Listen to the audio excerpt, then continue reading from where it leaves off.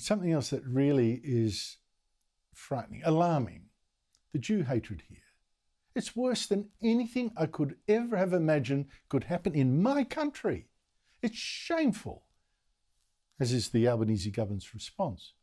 Last week we saw cars and houses in Woollahra, a fairly, Jewish area, tagged with F Israel graffiti, one car even burned. A man has now been arrested over that at Sydney Airport, trying to fly to Thailand. His name? Mohammed Farhat.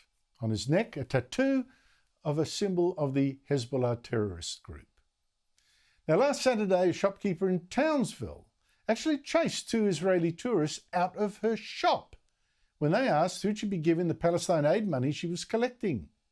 Holding a shovel, she abused them as dirty Jews. I don't give a about Israel, but I do care about the fact that you're a dirty little Jew.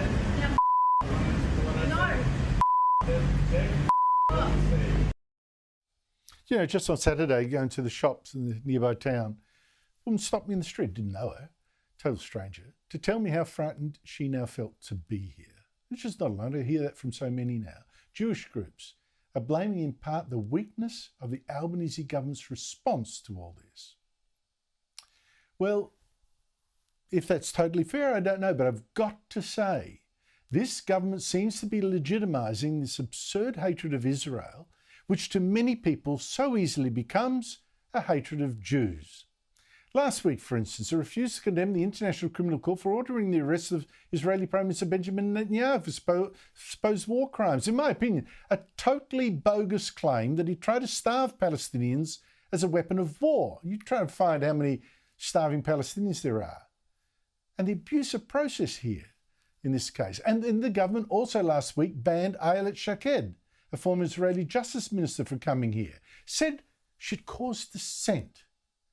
Now, I assume by that the government means, she'd upset the kind of feral protesters who disrupted the Christmas window display at Melbourne's Myer store last week. But speaking of that protest, the woman who first called for that one, the supposed Muslim lesbian single mother with a disability, golly gosh, talk about straight out of central casting, calling herself Amy Settle, false name, she's now called for another protest tonight at the Caulfield Shule, synagogue in Melbourne.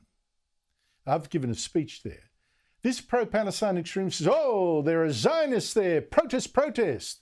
Now, yes, he then later cancelled it, claiming, absurdly, threats by Zionists to protesters, physical threats.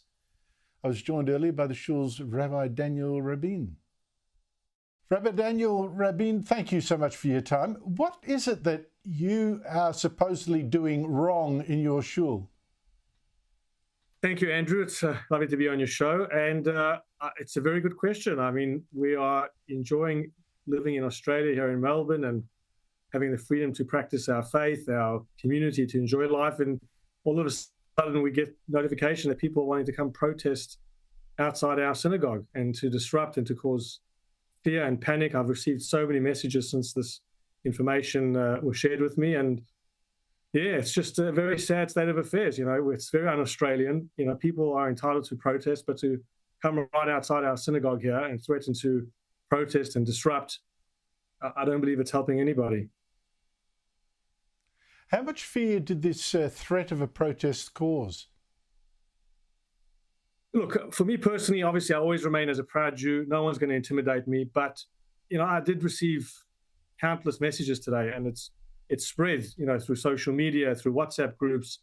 It's really caused a lot of uncertainty in the community here. People are not sure. The last time we had a protest here in the Caulfield area outside another synagogue, a colleague of mine, we saw how violent it got. You saw things in Sydney recently. So I guess people are scared. Whilst people may say they're coming to protest peacefully, we've all seen how that ends at times. And so it has caused a lot of panic in the community. And now it's been called off, allegedly because we're told by the organiser, Zionists are threatening violence. Do you know of any kind of violence that has been threatened? I can assure you there's no violence being threatened against these protesters, certainly not from me or my congregation or any of my community that I know. And obviously, we're very grateful to police who have been in constant contact with us, our CSG community security group, to ensure that we stay safe. Yeah, that's quite laughable. I'm sorry to say that they've been called up because they thought, they're going to be attacked by Zionists. That's well, I've been to Shule, and I must admit, it didn't seem very violent to a congregation at all. I'm just wondering how the fact that this, just the threat of of a protest there. We've seen how some of these protests have got out of hand. We've seen the vandalism and all that kind of stuff, people being scared. Do you find it really crazy that in these days in Australia that so many of the members of your Shule are living in fear? I do think it's crazy. I mean, I'm an immigrant to this country. I love, the city of Melbourne. I love being in Victoria, in Australia. I feel it's a great privilege and honour to live in such an incredible country. But it's very scary to see that slowly withering away. And as a society, we need to ensure it doesn't, because we all want to enjoy this great place, the freedoms it's provided to all of us. I love being a rabbi in this community. I love, being able to spread messages of peace and connection. You were in our synagogue. You saw how nice the people are. You saw the messages that I share here. And I think this is a wake-up call. If there hasn't been enough wake-up calls, since October 7th, this is a wake-up call to every decent human being, every decent citizen here in Australia. Don't let this ruin, what's happening in the Middle East. And of course, I'm not here to share, politics, what's going on. Of course, I'm a proud Zionist. I stand up for Israel. But, people can have their own views, but don't let it creep in here and to ruin what we have and to be violent and to cause disunity and discord amongst society here, because, once it gets too far, it's very hard to claw back to make sure we have this peaceful society for our children and grandchildren that we hope will enjoy what we get to enjoy. Has the Albanese government and the Victorian government, have they done enough to protect Australia's Jews, do you think? Look, I can only go by what I hear from my community.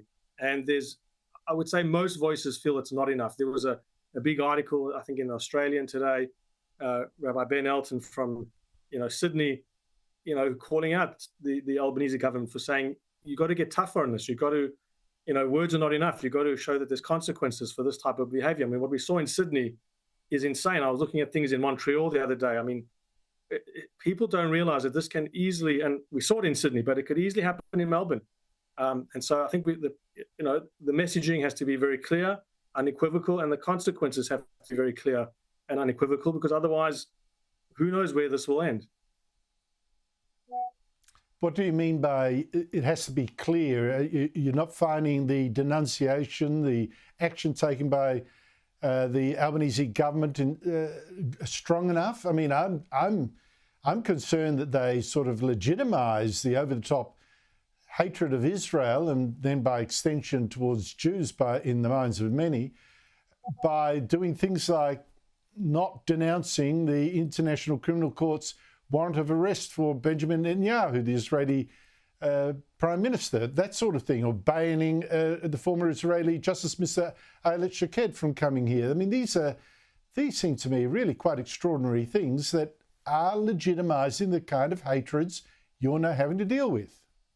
Correct. I mean, I think all very, very valid points. And as I said, I talked to many in my community and men who've shared, those sentiments. One of the speakers who, we together with AJAC and the United Israel Appeal, who were supposed to come here, Ayelet Shaked, it was very shocking to hear that they had cancelled her visa.